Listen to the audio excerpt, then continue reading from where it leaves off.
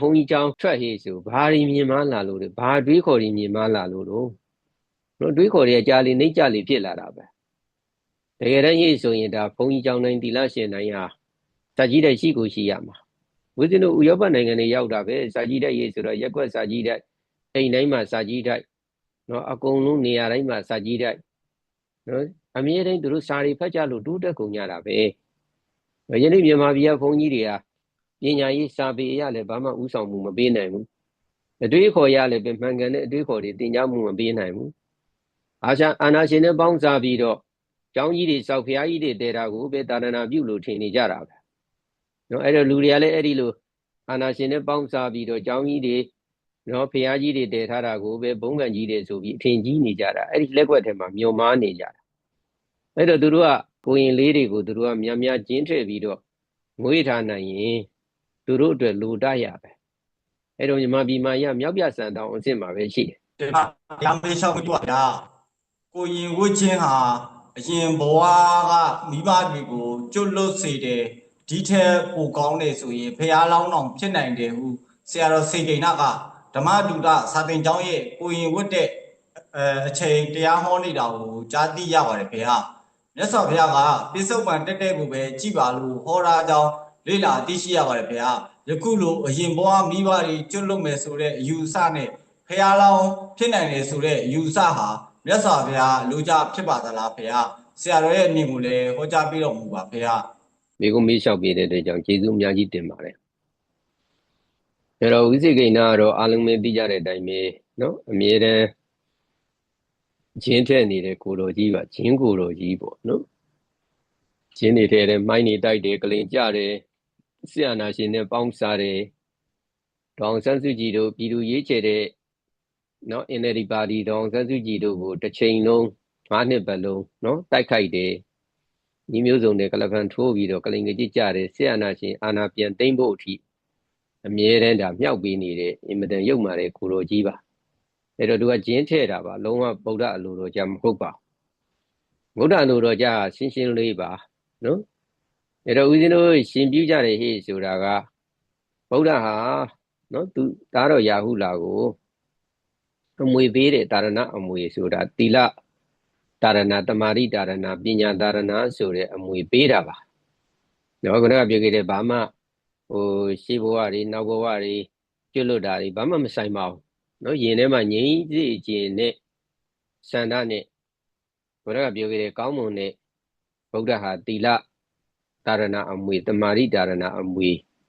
ပညာတာရဏအမွေငြိမ်းချမ်းတဲ့အမွေပေးခဲ့တယ်နော်ဟောငါတို့ဗုဒ္ဓလည်းဒီအမွေပေးခဲ့တဲ့အတွက်ကြောင့်ငါတို့လည်းပဲငါတို့သားသမီးကိုငါတို့နိုင်တဲ့လောက်အမွေပေးမယ်9ရက်နိုင်9ရက်ပေါ့သီလနဲ့ပြည့်စုံအောင်နေတမာရီနဲ့ပြည့်စုံအောင်နေပညာနဲ့ပြည့်စုံအောင်နေဒါတကယ်မူရင်းရည်ရွယ်ချက်ပါပဲဒါကိုဦးဇင်းတို့ဘုန်းကြီးတွေကအဲ့ဒါကိုကလင်ကကြစ်ကြရင်နဲ့ချက်သွားရင်းနဲ့ခေါင်းကပြောခဲ့တဲ့မယောင်ရာစီလူတွေနော်ကလင်ကကြစ်ကြလာတာတွေအများကြီးတွေဖြစ်လာကြတယ်အဲ့တော့ဘုန်းကြီးတွေက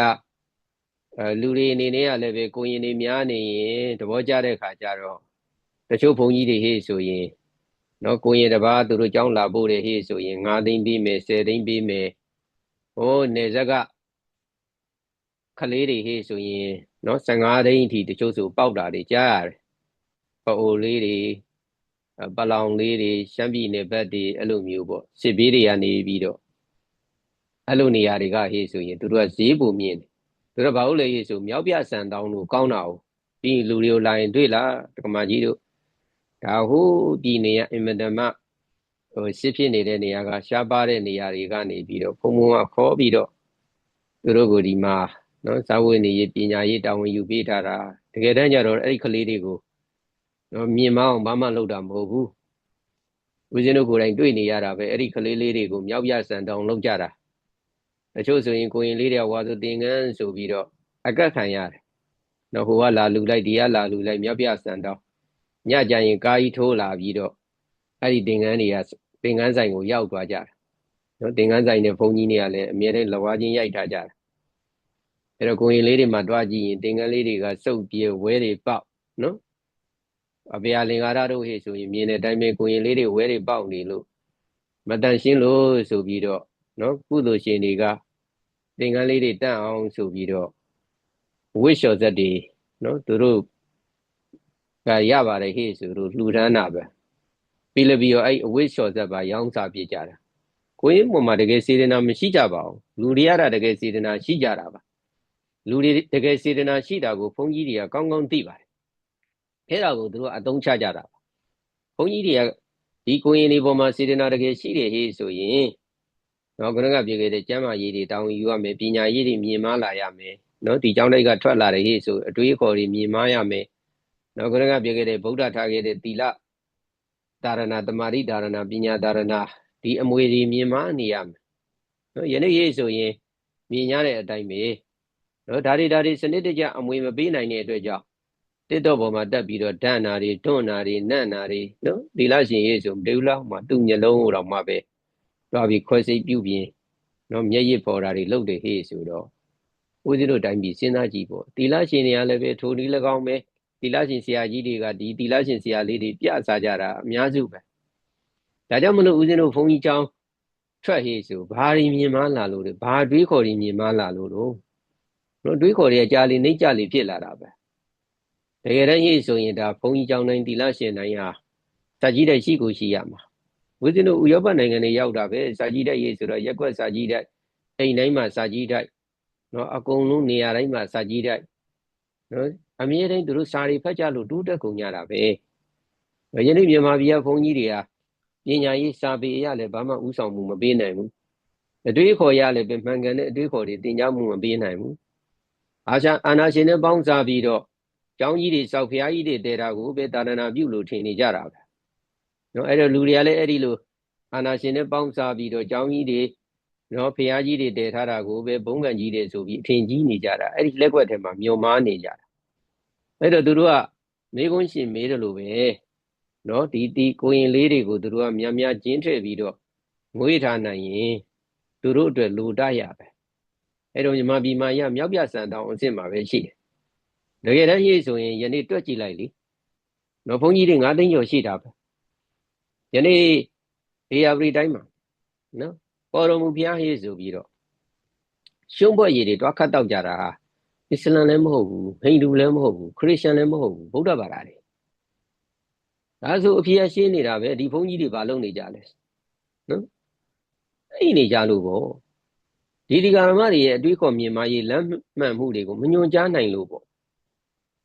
အဲ့ဒီဃာမတွေတယောက်ချင်းစီတိုင်းမှာတွားကြည့်ကိုယ်ွယ်နေတဲ့ဘုန်းကြီးတွေရှိကြတာပဲလူတွေကိုလမ်းမှန်အတွေးခေါ်မှန်